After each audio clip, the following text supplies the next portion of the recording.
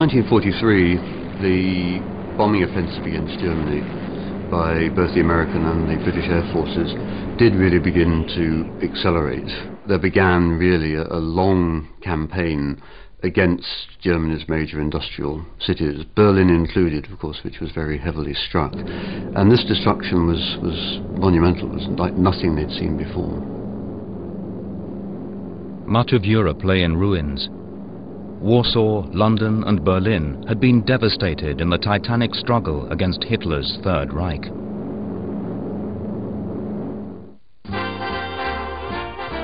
But the United States had remained untouched. New York, America's city of skyscrapers, had escaped the ravages of the Second World War. New Yorkers, largely unmolested by the war many thousands of miles away, continued to go about their business. The Giants were having a good season, and all was quiet on the home front in America. 56,000 fans have wedged themselves into the Polo Grounds to watch the professional Giants tangle with the Green Bay Packers. But New York City's mayor, Fiorello LaGuardia, became aware of growing threats to the security of New York and tried to warn people without causing panic. Every man, woman, and child must know what to do and when to do it in the event of an attack by a foreign enemy. We must all make sacrifices, but we are going to win this war.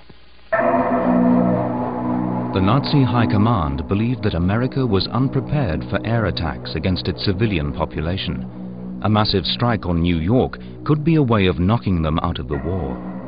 In 1942, Field Marshal Hermann Göring, Hitler's second-in-command and head of the Luftwaffe, ordered the development of a top-secret aircraft, one capable of flying to New York and dropping a bomb.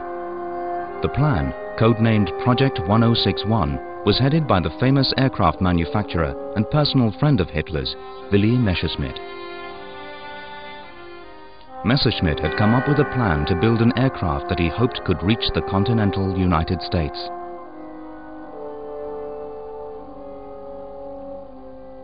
A contract for 6 of these aircraft was approved, and the newly christened Me-264 went into production.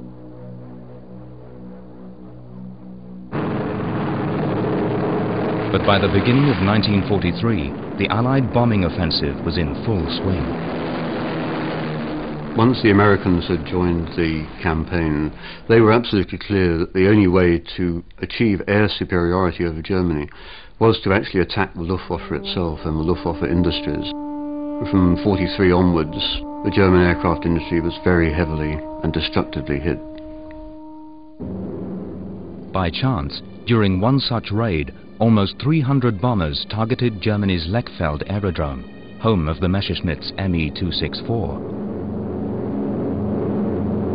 During the raid, the prototype model was destroyed.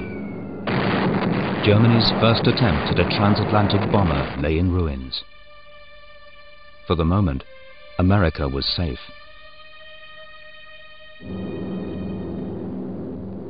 As Allied aircraft continued to pound the German industrial heartland, Germany's Luftwaffe was being destroyed in the air and on the ground.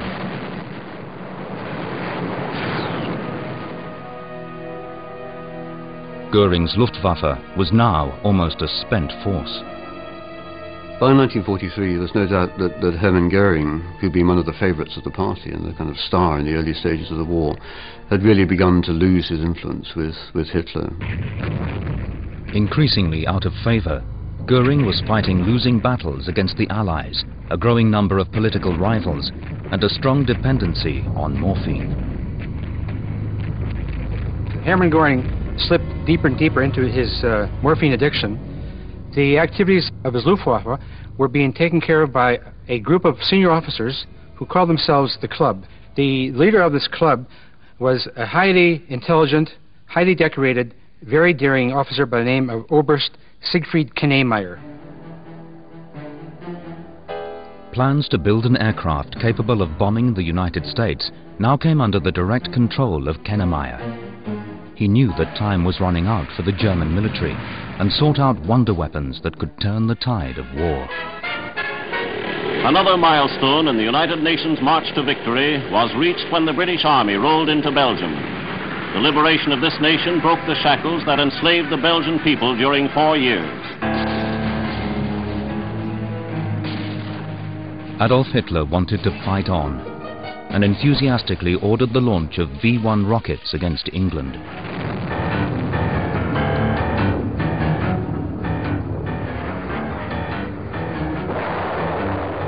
Civilians and civil defense services did valiant rescue work without regard to danger. In 80 days, almost 9,000 buzz bombs had been sent over the English Channel, killing over 6,000 British citizens. Then came the V-2s, Germany's latest and even more deadly vengeance weapon. But what Hitler wanted was a strike against America, a strike of unprecedented ferocity, and Siegfried Knemeyer was given the job to see that it was carried out. Knemeyer's plan to come up with an aircraft capable of bombing New York City. It was going to take an unusual aircraft because of the range required. The range between Germany and New York City was 3,500 miles. They wanted this aircraft to make a round trip. That's 7,000 miles. When you add in a couple more thousand miles for safety, you're looking at perhaps as much as 10,000 miles, 12,000 mile range.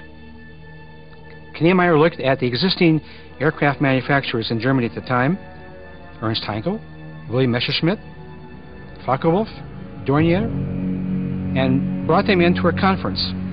He said he wanted an aircraft capable of delivering a single bomb to New York City, but making a round trip of 7,000 miles plus safety. William Messerschmitt said it couldn't be done. Ernst Heinkel says it couldn't be done. They all told Knemeyer it could not be done. After the destruction of the Me-264 prototype in 1943, the Luftwaffe no longer had a bomber capable of making the journey to New York City. But Knemeyer also realized that to destroy Manhattan, he would need a weapon of extraordinary power, something that German scientists were already developing.